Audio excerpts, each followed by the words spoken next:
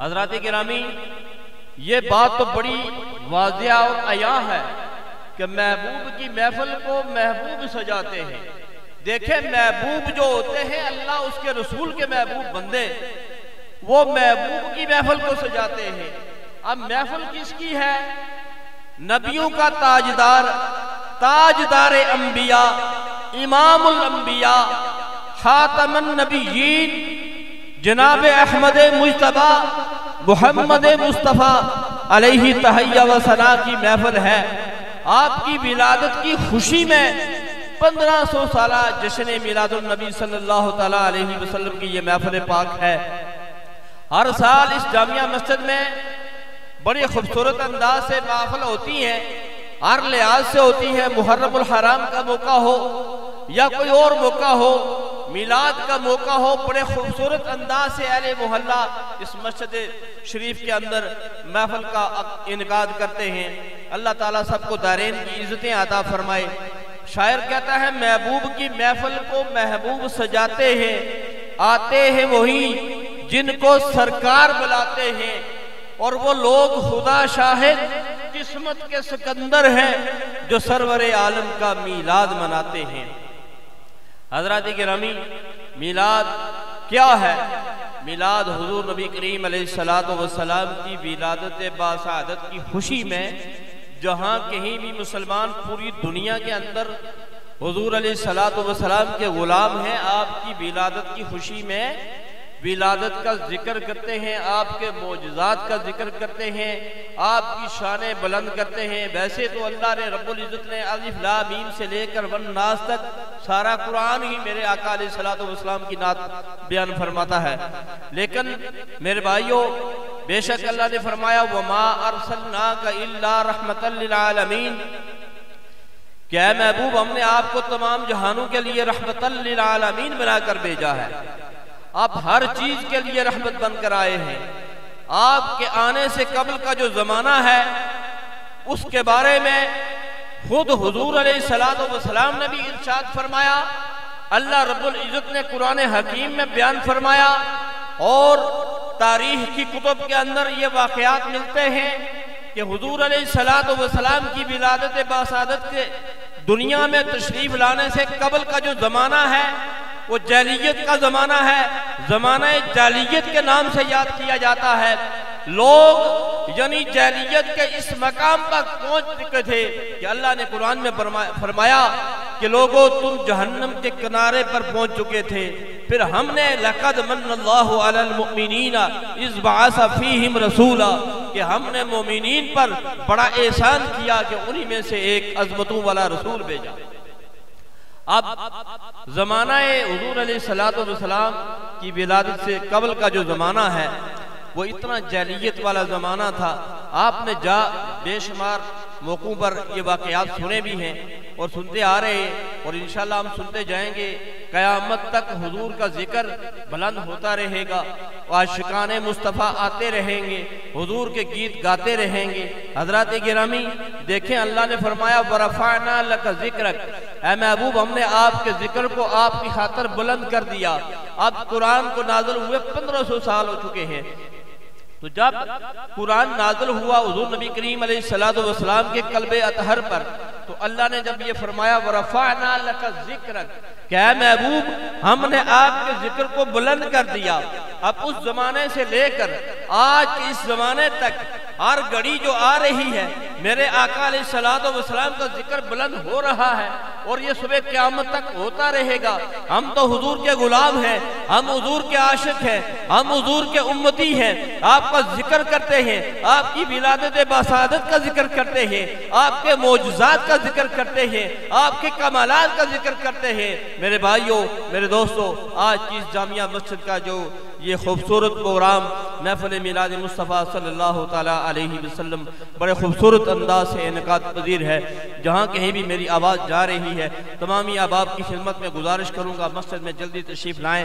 انشاءاللہ العزیز مسجد کا باقاعدہ آغاز ہونے جا رہا ہے، تو جو لوگ اس تاک میں بیٹھے ہیں کہ جی محفل شروع ہوگی تو ہم مسجد میں جائیں گے، محفل شروع ہے۔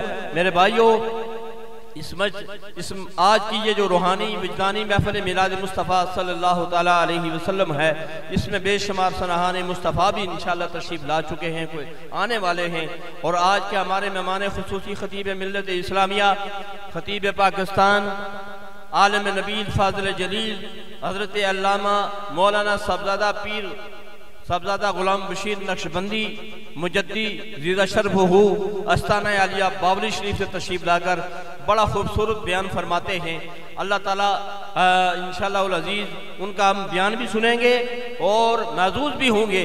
میرے بھائیو، انشاءاللہ العزیز کچھ ہی دیر کے بعد محفل پاک کا باقاعدہ آغاز ہونے جا رہا ہے۔ تمامی احباب باہر کھڑے جہاں کہیں بھی میری آواز جا رہی ہے مسجد میں تشریف لائیں، نعرے کا جواب دینا ہے۔ نعرہ تکبیر، نعرہ رسالت، نعرہ تحقیق، نعرہ حیدری، سیدی مرشدی، تاجدار ختم نبوت، تاجدار ختم نبوت، تاجدار ختم نبوت، سرکار کی آمد، منٹھار کی آمد، مدنی کی آمد، مکی کی آمد، آمد مصطفیٰ۔ تو میں عرض کر رہا تھا اللہ رب العزت نے اپنے محبوب کے ذکر کو بلند کیا۔ اب کہاں تک بلند کیا، کس طرح بلند کیا، کیسے بلند کیا، آپ اس ڈیفینیشن میں جانے کے لیے میں آپ کو اتنی لمبی تفسیر میں نہیں جانا چاہتا۔ اب دیکھیں ذرا، جب سے قرآن نازل ہوا ہے جب تک رہے گا اس وقت تک میرے آقا علیہ السلام کا ذکر بلند ہوتا رہے گا۔ حضرات گرامی، میرے سامنے یہ مائک ہے، جتنی میری طاقت ہوگی میں ہاتھوں سے اٹھا کر اس کو بلند کروں گا، تو جہاں تک یہ جائے گا، جہاں تک میری طاقت ہے وہاں تک ہی جائے گا نا۔ اب دیکھیں ذرا، تصور میں لائیں کہ آقا علیہ السلام کا ذکر بلند کرنے والا رب ذی الجلال ہے، اور خود فرما رہا ہے کہ اے محبوب ہم نے آپ کے ذکر کو بلند کیا، کتنا بلند کیا۔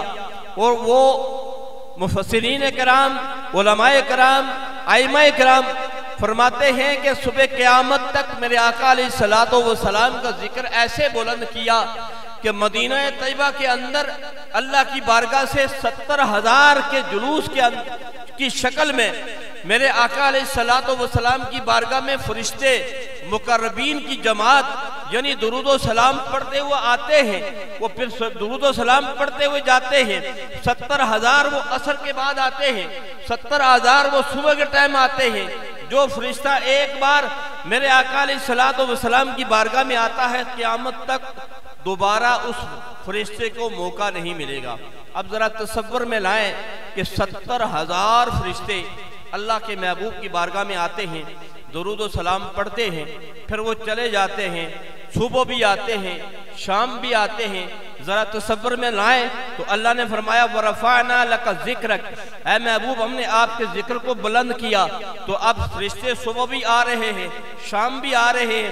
یہ صرف فرشتوں کی بات کر رہا ہوں، کائنات کی ہر چیز ہے، انسان ہے، جانور ہیں، چرند و پرند ہیں، پانی ہے، ہوا ہے، دنیا کے اندر جہاں کہیں بھی اس روئے زمین کے اندر جتنی بھی مخلوق رہتی ہے، ساری کی ساری مخلوق اللہ کا ذکر بھی کرتی ہے، مصطفیٰ کریم علیہ السلام کی ذات پر درود و سلام بھی پڑھتی ہے۔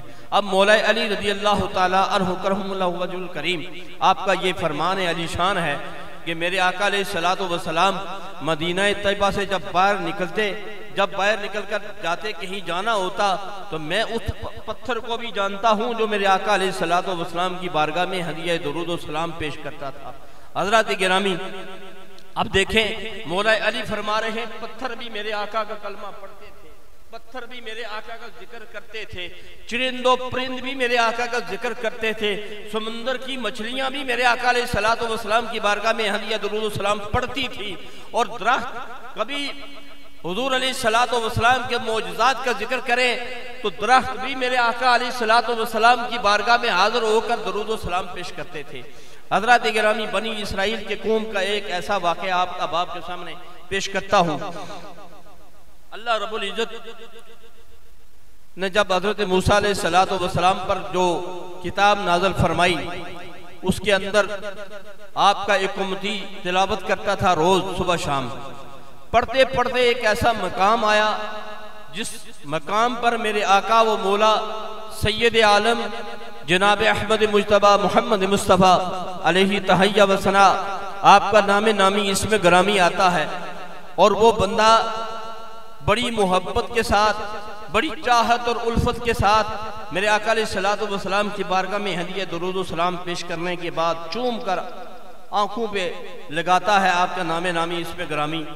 اب اگرچہ وہ دنیا داروں کی نظروں میں وہ بڑا گنہگار تھا، بڑا سیاکار تھا، قصہ بڑا لمبا ہے، میں مختصر کر کے آپ احباب کے سامنے، یعنی اور قومیں اور نبیوں کے جو امتی ہیں وہ ہمارے آقا کے ساتھ محبت کرتے تھے تو انہیں کیا ملا ہے؟ ہم تو حضور کے غلام ہیں، اور ہمارا نعرہ ہے غلامی رسول میں موت بھی قبول ہے، غلام ہے رسول کے غلام ہے،